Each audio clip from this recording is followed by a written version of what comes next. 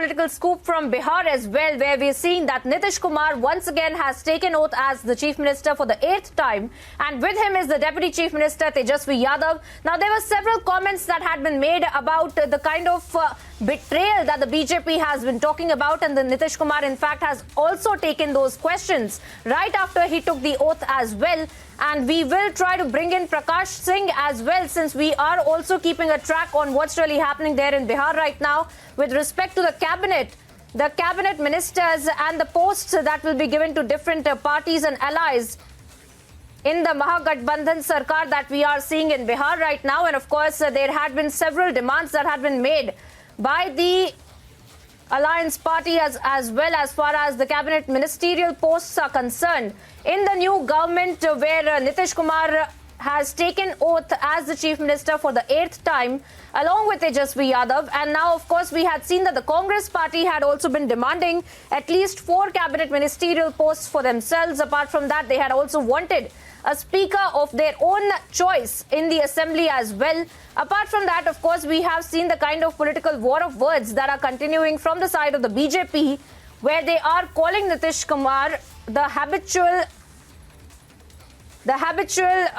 betrayer of the BJP, of the party. Now, these are the words that had been used by the BJP leaders there in the protest, in the sit-in dharna that had been organized by the BJP, and also in that very massive press conference that they had organized, in which they had hit out against Nitish Kumar and had stated that this is going to be a puppet chief minister, and that Lalu Prasad Yadav in fact is going to be pulling the strings of Nitish Kumar. Now, these were the words used by the BJP leaders in press conferences and in dharna as well. And we are tracking for you viewers as far as what the new cabinet is going to look like, and we will bring in our correspondents on the ground as well to get you all the latest as far as the new cabinet minister positions are concerned that are expected to be announced.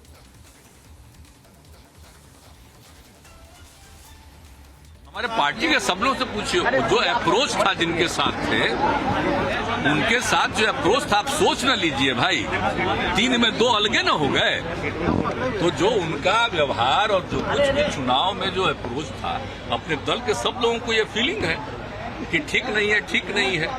हम लोगों ने उनको support किया और उनकी तरफ से JDU को हराने ही की सब बात हो गई। सबसे पूछिए, हम तो तब तक कुछ नहीं, हम तो चाहते भी नहीं थे बनना, लेकिन हमको लोगों के मान लिया। लेकिन अब जो पार्टी के सब लोगों से बात होती रही, सबके मन में था नहीं, तो फिर हम लोग चले गए अपना पुरानी जगह पर। अब ठीक है, हमारे पार्टी के सब लोगों से पूछिए, जो अप्रोच था जिनके साथ थे, उनके साथ जो अप्रोच था, आप सोच न लीजिए भाई 3 में 2 अलगे न हो गए।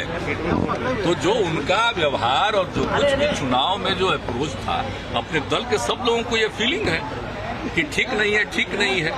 हम लोगों ने उनको सपोर्ट किया और उनकी तरफ से जेडीयू को हराने ही की सब बात हो गई। सबसे पूछिए, हम तो तब तक कुछ नहीं, हम तो चाहते भी नहीं थे बनना, लेकिन हमको लोगों के मान लिया। लेकिन अब जो पार्टी के सब लोगों से बात होती रही, सबके मन में था नहीं, तो फिर हम लोग चले गए अपना पुरानी जगह पर। अब ठीक है, हमारे पार्टी के सब लोगों से पूछिए, जो अप्रोच था जिनके साथ थे, उनके साथ जो अप्रोच था, आप सोच न लीजिए भाई 3 में 2 अलगे न हो गए।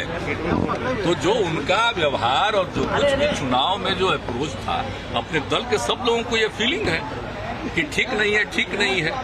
हम लोगों ने उनको सपोर्ट किया और उनकी तरफ से जेडीयू को हराने ही की सब बात हो गई। सबसे पूछिए, हम तो तब तक कुछ नहीं, हम तो चाहते भी नहीं थे बनना, लेकिन हमको लोगों के मान लिया। लेकिन अब जो पार्टी के सब लोगों से बात होती रही, सबके मन में था नहीं, तो फिर हम लोग चले गए अपना पुरानी जगह पर। अब ठीक है, हमारे पार्टी के सब लोगों से पूछिए, जो अप्रोच था जिनके साथ थे, उनके साथ जो अप्रोच था, आप सोच न लीजिए भाई 3 में 2 अलगे न हो गए।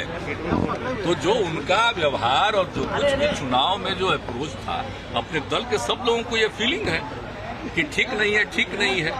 हम लोगों ने उनको सपोर्ट किया और उनकी तरफ से जेडीयू को हराने ही की सब बात हो गई। सबसे पूछिए, हम तो तब तक कुछ नहीं, हम तो चाहते भी नहीं थे बनना, लेकिन हमको लोगों के मान लिया आप, लेकिन अब जो पार्टी के सब लोगों से बात होती रही, सबके मन में था नहीं, तो फिर हम लोग चले गए अपना पुरानी जगह पर। अब ठीक है। सर, वाजपेयी जी और मोदी जी में क्या अंतर है? क्या वाजपेयी जी और मोदी जी में क्या अंतर है? क्या मोदी जी बात के करते बीजेपी हैं में क्या आप अंतर है? साहब? आप बोल रहे हैं श्रद्धेय अटल बिहारी वाजपेयी जी, और उस समय जो हम सब लोग गए जौहर साहब के नेतृत्व में, और कितना प्रेम करते थे और कितना मैंने मानते थे, वो हम कभी भूल सकते हैं? उस समय की बात देखिए, उस समय की बात ही दूसरी है, और बाद में जो कुछ भी हुआ है, मैं सबका मैं आप समझ लीजिए, उस समय जो उन्होंने श्रद्धेय अटल जी का और उस समय के सब लोगों का जो प्रेम था, उस चीज को हम कभी भूल सकते कितना अच्छा था। लेकिन बाद में फिर सुन तो लीजिए, अब बाद में फिर गए, और इसके बाद जो कुछ भी होता रहा तो हमारे दल के लोगों को कुछ नहीं।